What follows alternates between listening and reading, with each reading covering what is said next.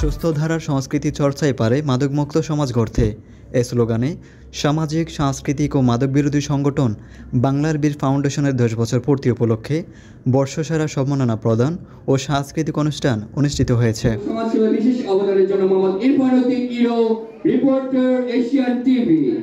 বৃহস্পতিবার বিকেলে রাজধানীর বিশ্ব সাহিত্য কেন্দ্র মিলনায়তনে দেশের বিভিন্ন শ্রেণী পেশার গুণীজনদের উপস্থিতিতে জমকালো আয়োজনের মধ্য দিয়ে অনুষ্ঠানের সূচনা হয়।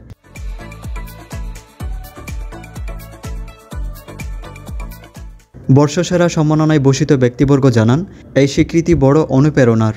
সামনে আরও নতুন উদ্দীপনা নিয়ে কাজ করতে উৎসাহ জুগিয়েছে এই পুরস্কার। বাংলার বীর ফাউন্ডেশন থেকে যে আমাকে মডেল হিসেবে সিলেক্ট করেছেন এবং আমি অ্যাওয়ার্ড পেয়েছি, ওইটার জন্য ওনাদের অনেক শুভকামনা। আর আমি এটা পেয়ে ভাষা নাই আমার কাছে, যে আমি এত এত এত বেশি হ্যাপি। এখনকার অনেক মেয়েরা অনেক স্বামীর কারণে দেখা যাচ্ছে ডিভোর্স হয়ে যাচ্ছে। তার মূল কি? মাদক। দেখা যাচ্ছে স্বামী রাতের বেলায় মাদকই করে ওয়াইফকে মারধর করে। তো এই ধরনের মেয়েরা অনেক আমার কাছে ভর্তি হচ্ছে এবং তাদেরকে আমরা এই ডিপ্রেশন থেকে বের করতেছি এবং তাদেরকে আমরা মিডিয়া সেক্টরেও নিয়ে এসে কাজ করাচ্ছি, যাতে তারা নিজেদেরকে কষ্ট করে চালিয়ে যান, তারা এই জায়গায় প্রতিষ্ঠিত হতে পারে। যেমন বাংলার বীর ফাউন্ডেশন আজকে আমাদের যে সম্মানটা দিয়েছেন, সামনে আমরা আরও বেশি যাতে বাংলার বীর ফাউন্ডেশনের সাথে আমরা থাকতে পারি সেই দিকে আমরা খেয়াল রাখবো। আলহামদুলিল্লাহ, অনেক ভালো লাগে এবং আজকের প্রোগ্রাম অনেক অনেক ভালো ছিল, খুব ভালো লেগেছে। নাচ ছিল, ফ্যাশন শো ছিল, জাদু ছিল, সব কিছু মিলিয়ে মনোমুগ্ধকর। এখানে আমি ফ্যাশন করেছি, ফ্যাশন শো করেছি, আর কিছু না, অনেক কিছু দেখেছি। এখানে নৃত্য হয়েছে, ফ্যাশন শো হয়েছে, ম্যাজিক দেখানো হয়েছে, তো অনেক কিছুই দেখেছি। তো আমার এখানে এসে অনেক ভালোই লাগছে। অনুষ্ঠানে শিক্ষা, সাংবাদিকতা, অভিনয়, জাদু, চিকিৎসা ও নারী উদ্যোক্তা সহ বিভিন্ন ক্ষেত্রে অসামান্য অবদান রাখা ব্যক্তিদের হাতে সম্মাননা তুলে দেওয়া হয়। আমরা দেখতে পাচ্ছি আসলে বাংলা বীর ফাউন্ডেশন সব সময় আপনার কথা দিয়েছে শেষ পর্যন্ত থাকবেন। অনুষ্ঠানের প্রধান অতিথি অর্থ মন্ত্রণালয়ের সাবেক অতিরিক্ত সচিব ও সাংস্কৃতিক ব্যক্তিত্ব ফিরজাদা শহীদুল হারুন বলেন, সুস্থ সাংস্কৃতিক চর্চা মানুষের মননকে গড়ে তোলে। মাদকমুক্ত সমাজ গঠনে নিয়মিত এ ধরনের উদ্যোগ আরও কার্যকর ভূমিকা রাখবে। প্রায় এরকম সংগঠন এগিয়ে এসেছে, যারা সংগঠন করার পাশাপাশি এই যুব সমাজকে বা বিভিন্ন ক্ষেত্রে যারা অবদান রাখছে তাদেরকে উৎসাহিত করে যাচ্ছে, তাদেরকে অনুপ্রাণিত করে যাচ্ছে। এই উৎসাহিত হয়ে অনুপ্রাণিত হয়ে তারা আরো আগের চেয়ে ভালোভাবে এগিয়ে যাচ্ছে।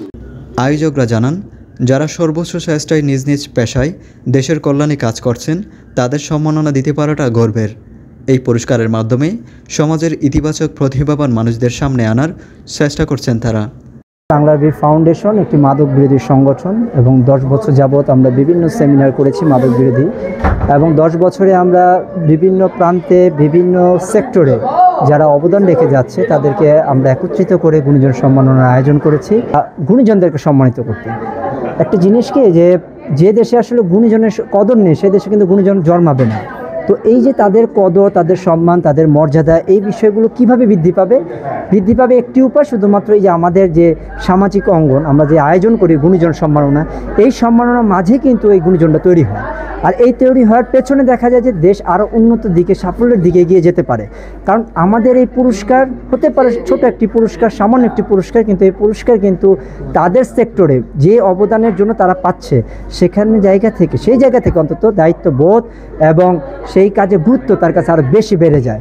অর্থাৎ উৎসাহ এবং উদ্দীপনার জন্যই কিন্তু এই পুরস্কারের আয়োজন করা, যাতে করে যে সেক্টরে আজকে কাজ করে যাচ্ছে তারা যাতে আরও বেশি পরিসরে কাজ করতে পারে এবং দেশের স্বার্থে জনগণের উন্নয়নে যাতে তারা ভূমিকা রাখতে পারে। অনুষ্ঠানে সভাপতিত্ব করেন সংগঠনের ভারপ্রাপ্ত সভাপতি কামার আফজাল লিজা এবং সঞ্চালনা করেন প্রতিষ্ঠাতা ও সাধারণ সম্পাদক মোহাম্মদ মাসুদ রানা। সম্মাননা প্রদান শেষে মনোজ্ঞ সাংস্কৃতিক পরিবেশনার মধ্য দিয়ে অনুষ্ঠানের সমাপ্তি হয়। Irfan Uddin, Asian television, Dhaka.